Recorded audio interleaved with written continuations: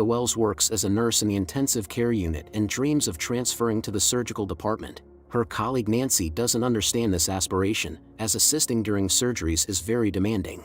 Learning that one of the patients passed away today, Miranda was very upset. She deeply feels the loss of every patient. On the contrary, the patient's son is not grieving for his mother. The nurses found this strange, as the young man had been taking care of her for the past few months.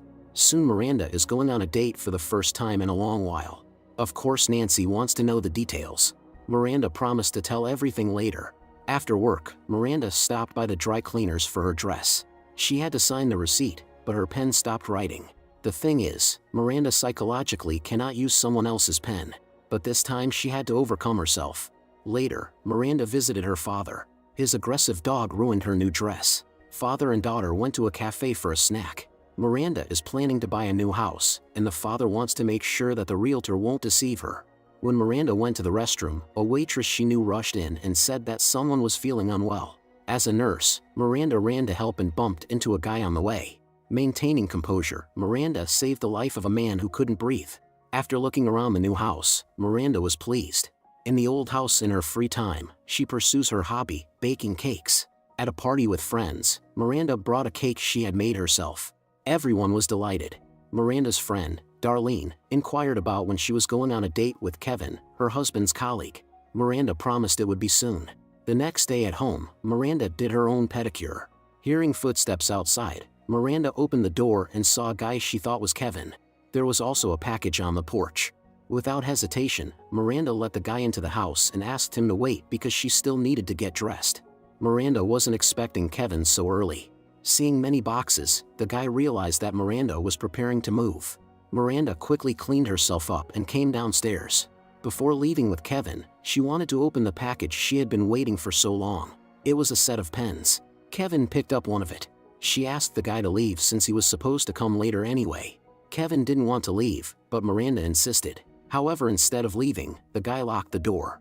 Frightened, Miranda threatened to call the police, but it didn't stop him. Despite Miranda's attempts to break free, he committed unacceptable actions against her. After that, the guy fled. Soon the real Kevin came to Miranda's house with a bouquet of flowers, while that guy tried to escape. Seeing injured Miranda, Kevin immediately called the police. When the guy heard the sirens of the police cars, he got nervous and continued to run. Kevin told the officers that he had never been on a blind date before. He just hopes that Miranda will survive. She was indeed in critical condition. An expert documented all the bruises on her, and a doctor examined her. When the police officer asked Miranda if she knew the guy who did this, Miranda remembered seeing him at the cafe the day before. William Finn went to work. Today he had a day off, but the guy was hoping that his boss would pay him in advance earlier. However, William was already awaited by the police. Mitchell doesn't leave Miranda's bedside in the ward. Soon, a detective came to talk to the victim. Meanwhile, William was taken to the police station and had his fingerprints taken. The next day, the father came to Miranda's house, where this terrible crime took place. Mitchell was barely holding back his emotions. Then he cleaned the house so that when Miranda returned, nothing would remind her of that horrible day. Soon Miranda was discharged from the hospital. She became depressed and lives with her father for the time being. The worst part is that because of this situation, Miranda can't sell her old house. No one wants to buy a house where a crime occurred. The realtor advised Miranda to plant many roses to mitigate the bad reputation of the house. Mitchell often visits his daughter, who has finally gathered the courage to live separately. Of course, they both understand that the idea with the roses is silly and it won't solve anything. The father wanted to distract Miranda and invited her to the movies, but she wasn't in the mood. Soon Miranda returned to work. Despite everything, she had to move on. However, due to hand tremors, many things that used to seem simple to Miranda became difficult. Miranda can no longer enjoy life, feeling mentally and physically exhausted. The colleagues support her and gave her a gift in honor of her upcoming transfer to the surgical department. Miranda also returned to her hobby, but now she can't decorate cakes anymore. Miranda feels like she can no longer control her hands.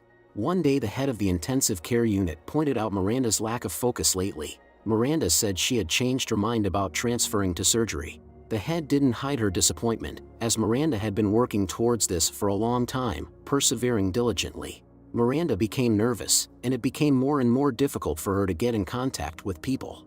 Moreover, Miranda started being rude to others, although she used to be very tactful. Miranda can't sleep at night, feeling like she's losing control of herself.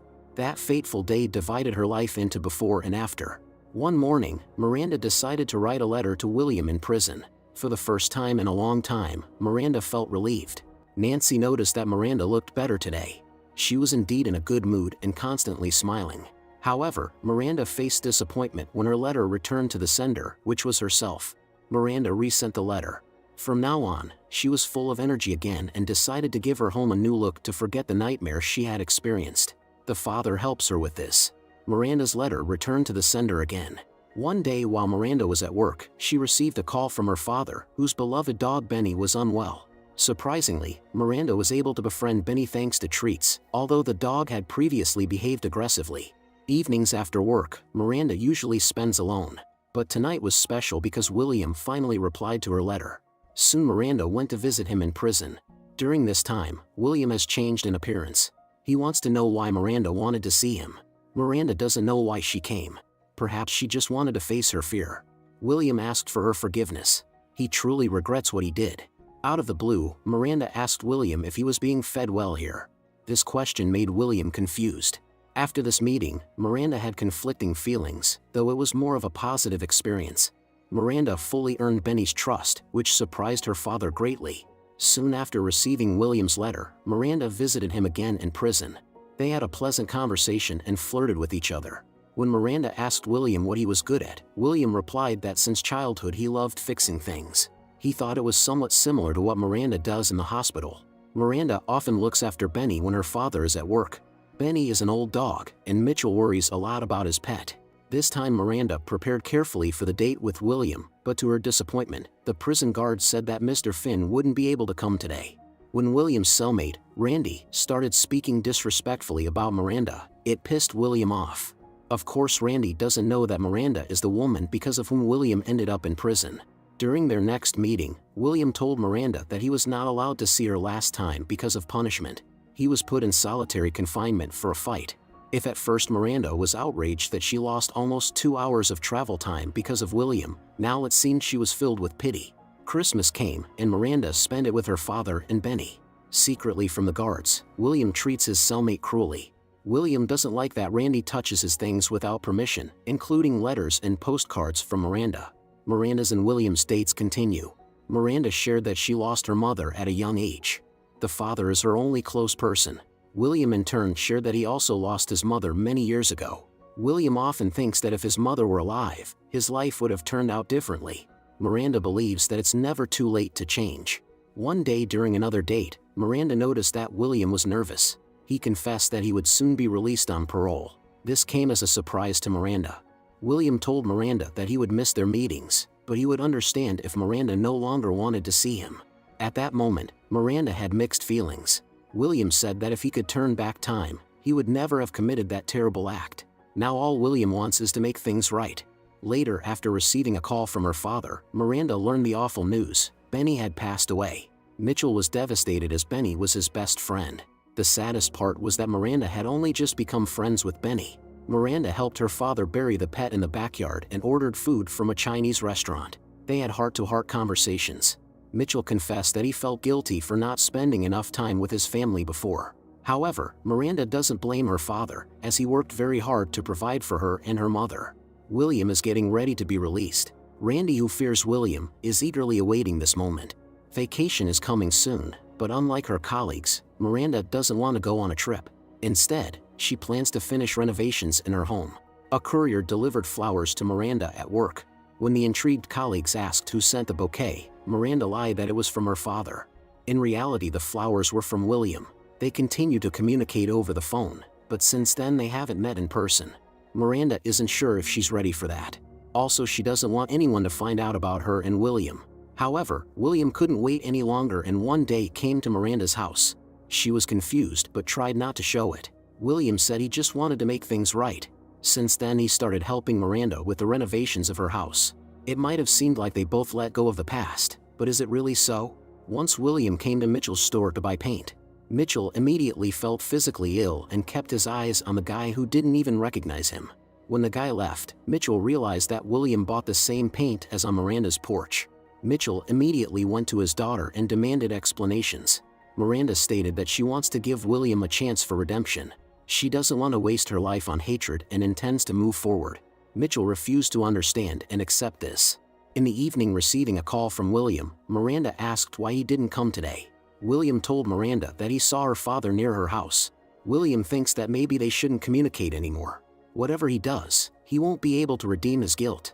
To provoke him, Miranda said he simply got scared of a 70-year-old man. The next day, William did show up. Before William started on the renovations, Miranda offered him lemonade. After a few minutes, the guy felt sick and asked for permission to use the bathroom. Miranda allowed him into the house. Almost immediately he passed out, only to wake up some time later on some bed. Miranda was by William's side, creating an appearance of caring for him. She was wearing the same dress she had planned to wear on the date with Kevin on that fateful day. William didn't immediately feel he was immobilized. It was at that moment that he realized Miranda had purposely set this whole thing up for revenge. Miranda said she had spiked his lemonade with antifreeze, just like she had recently done with her father's pet Benny. William begged Miranda to spare him, saying she was a nurse and should be saving lives, not the other way around. But Miranda had different plans. Today William was her special patient. After some time, William woke up from anesthesia. Miranda kindly offered him some water. Suddenly the doorbell rang. William, who had been in the basement of Miranda's house all this time, began calling for help, so Miranda had to take action. It was a courier who brought Miranda a package. Inside the box, as usual, was a set of pens. Miranda convinced William that he had lost his arm. As she did so, Miranda laughed ominously while William screamed for help. This was revenge for Miranda's inability to assist in surgery due to psychological trauma and resulting tremors. William refuses to believe that all of this is happening to him. But Miranda proved to be cruel and ruthless. Sometimes appearances can be deceiving. Miranda rummaged through William's backpack and realized that he had expected something more upon arriving at her house. Was he really so naive as to think she had forgiven him? In reality, Miranda deprived William not of his arm, but of what makes him a man. Seeing this, William began screaming in despair. Miranda realized she had won. In the final scene, we see Miranda visiting her father and asking for forgiveness, saying that William will never come again.